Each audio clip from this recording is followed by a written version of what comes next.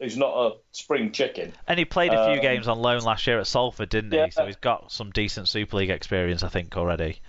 We might see him play centre this week. I think it's possible that he might play centre this week because Hurrell's still suspended. One of our 3 suspended players for this week. One of the players that is basically a senior player in this side, Wingfield. He keeps impressing me. He looks like he's going to be a Super League star. I think he's definitely got what it takes. What's the word on? He picked up an injury, didn't he? What's the word out there? Yeah, he's out this week anyway. Right. Okay. So when you add on to that James Bell went smashing people after the ball had gone, and got a Grade B dangerous contact late hit 2-match penalty notice. That's the last thing you needed was another injury in the back row where you've already got suspensions and injuries across basically all of your players in those positions. Yeah, I think Knowles will be back though, won't we, from his concussion, I guess. I think Knowles, Matautia will both be back this week. So we'll have Matautia, Knowles, and Batch playing in the back 3. So it's not the end of the world. Oh, so it's first choice then. Yeah. I thought Matautia still had another week out. It's our reserves that are both going to be out this week. I think. Fair enough. Are you happy to move on to the other Friday night game? Yes, why not? Leeds 25, Toulouse 14 it was. It was 12-6 to Leeds at half-time, although Toulouse did take a 6-0 lead. 11,167 was the crowd. Tom Grant was the referee. In the team stats, Leeds made over 400 metres more than Toulouse, with Toulouse making under that 1,000 metre measure we always talk about. Leeds made ground at a better average gain. They had 2 more breaks and 3 fewer errors, plus more tackle busts and more successful offloads. That says Leeds were the better team with the ball in this game, which I think is probably the first time we've said that since the first round of the season. So that's a positive for Leeds. Yeah. For the winners, Jack Broadbent, 9 tackle busts, 164 metres. Ash Handley, 137 metres. Cam Smith, 40 tackles, 5 tackle busts, 117 metres. And Max Simpson, 102 metres. Didn't make the stats line up there, but I thought Dwyer, from the highlights I saw, Dwyer had a very good game. For the losers, Matty Russell, 1 try, 8 tackle busts, 127 metres. Andrew Dixon, 48 tackles and 14 from marker. Maxime Stefani, 43 tackles, missed none. Junior Vai, 1 try assist, 108 metres and 2 clean breaks. Just the one fan view, and it was just from Tom Andrews noting the one time we wanted to see Leeds on the telly, we get the Saints school trip. Shame Toulouse lost the lead. Sorry, he needs more punctuation. Shame Toulouse lost. The Leeds Twitter meltdown would have been biblical, and I think I've kind of noted that within this. You mentioned Brad Dwyer, and credit to him for his scores, but really, there's an issue for Toulouse. Defence around the ruck was poor. Both those tries are pretty basic.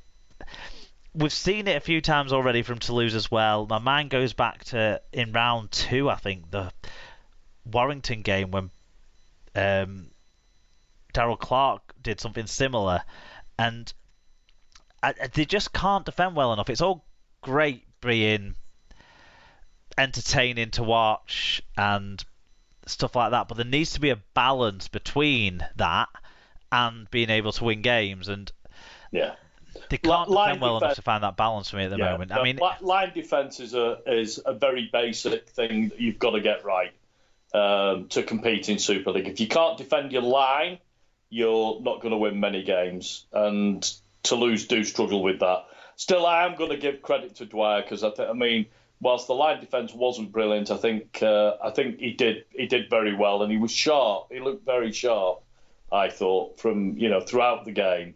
I thought he played well. I think if Toulouse had got it back to 19-12, I think it would have been, if they'd have kicked the conversion on that second try of theirs, and there would have been about 15 or 16 minutes to go. I think things would have got more tense, and Leeds, you never know, they might have buckled. And they picked up injuries in this game. We've talked about those when we talked about the Zach Hardaker signing. The necessity of that signing was brought in because of Briscoe, who scored a good try in this game actually, and Sutcliffe, who's been filling in everywhere. both getting injured. So, and not looking good either for those guys. But yeah, they didn't buckle. Credit to them for that. And Jack Broadbent, he's put his case for a new contract forward with his performance. It sounds like it does seem like he was the star of the show for Leeds, even though we've talked about Dwyer's tries being all important. Yeah, which is good. I mean, they look in this game like they've turned the corner. It'll be interesting to see what happens this week. Yeah, because with all due respect, they were only playing the side that at the bottom of the table. News story to cover on this. Toulouse Olympique have signed ex-NRL halfback Corey Norman on a deal until the end of 2022. Norman, who's 31, made 228 NRL appearances for Brisbane, Parramatta and St George Illawarra.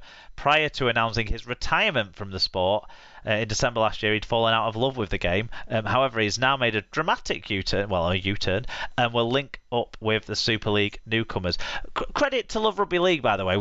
They're very good at covering the sport with news stories. They covered this news story. For some reason, the BBC didn't. Don't get why not. They tell us about every signing Cornwall make of a player that's never actually played professional rugby league, but they don't tell us about very significant signing for Toulouse. So interesting anyway.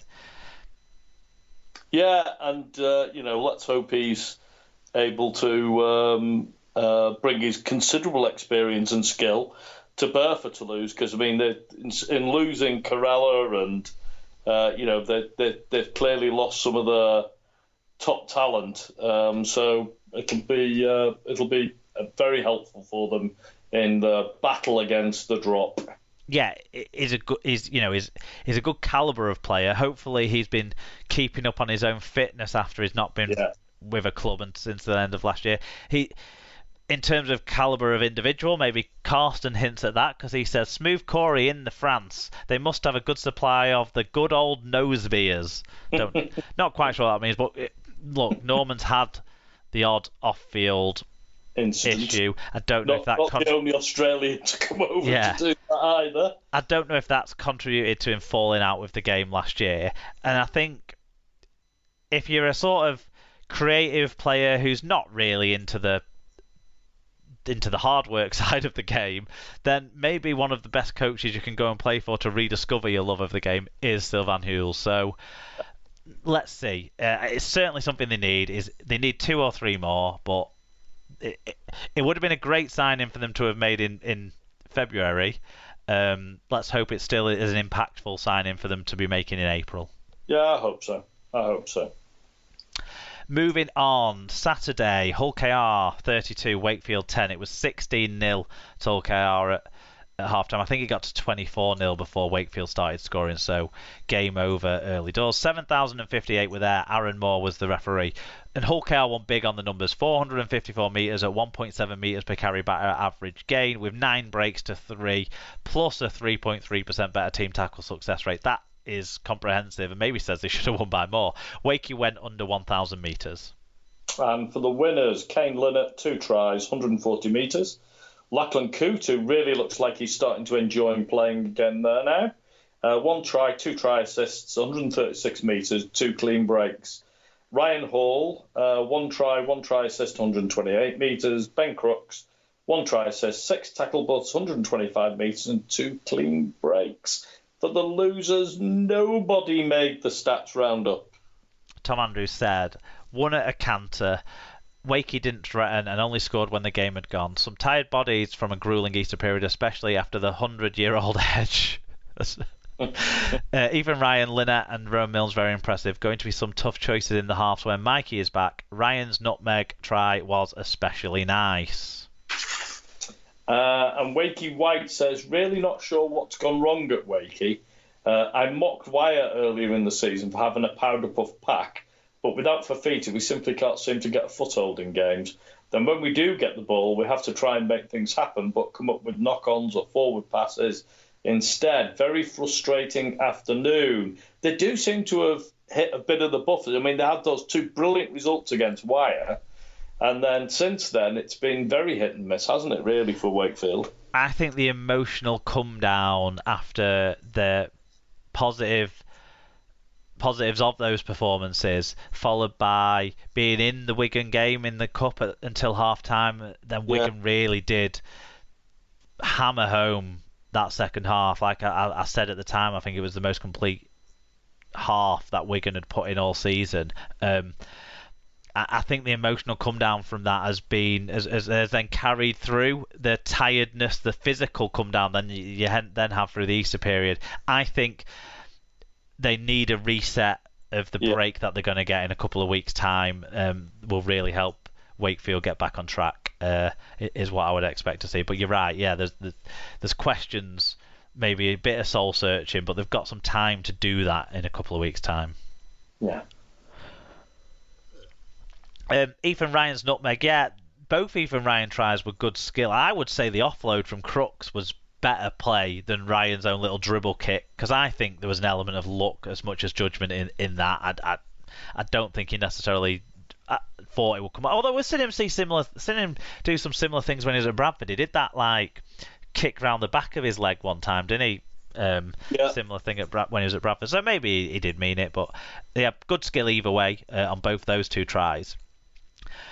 Coote, you mentioned, continues to be an increasing influence for Rovers.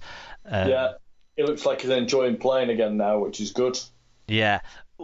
On the Wakefield side of it, one of the things that, when I was watching this on the Super League show, the one thing that totally jumped out to me was all of the Rovers tries in the first half were in and around Mason Lino, and in different ways, making him do reads he didn't want to do, running over him in the Kenny Dowell try.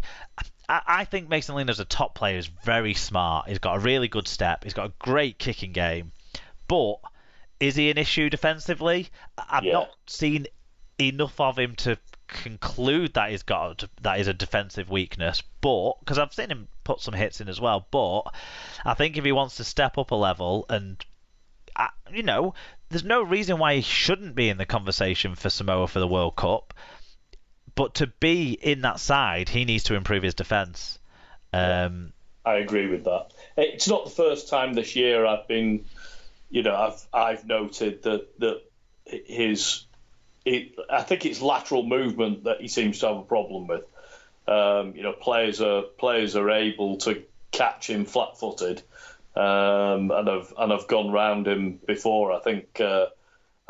He's not the only player that's been done to by Jai Field, but I think Jai Field went round him with ease for Wigan, and I've seen one or two of these before. So I do think it's a problem factor for him. Yeah, hopefully he fixes it up. Couple of news stories. Do you want to cover the first one of them? Yeah, Hull KR back rower Elliot Manchella has signed a new 4-year deal to remain with the Super League club until the end of 2026, and Tom sent a comment, said, "What a great pick-me-up after the Tony news. Elliot apparently walked in and signed the day after Tony announced he's leaving. This shows his passion for the club, and I'm sure he wouldn't have been short of offers come the 1st of May. Future captain, and very happy to have him stay on." In sadder news for Hull KR today, it was confirmed by Tony Smith that the Scottish back rower Kane Linnett could be out for up to maybe 12 weeks with a bicep tear. So that's a shame, because he was, it looks like, one of the standout performers given the stats roundup appearance. Yeah, that is bad news. Moving on to the other game on Saturday, Warrington versus Huddersfield. Same scoreline, 32-10 to the home side. It was 18-4 at half-time to Warrington. So again, a game where the home side took a dominant lead and then forced it through over in the second half. 8,102. I think Warrington might be pleased with that, with some of the crowds have had this year. Robert Hicks was the referee. Interestingly, no Liam Moore or Chris Kendall this week. Anyway, in terms of the team stats, 300 plus more metres and 5 more breaks for wire, plus 8 fewer errors made. Huddersfield had the dropsies. For the winners, Matty Ashton, 174 metres and 3 clean breaks. Josh Charnley, 143 metres. Mike Cooper, 140 metres. And Josh Thewlis, 3 tries, 5 tackle busts, 102 metres and 2 clean breaks. Had a really good game. For the losers, Jerry McGilvray, 165 metres. Ennis Senior, 1 try and 118 metres, and Luke Yates, 1 try and 54 tackles. Lee Whitnell said, with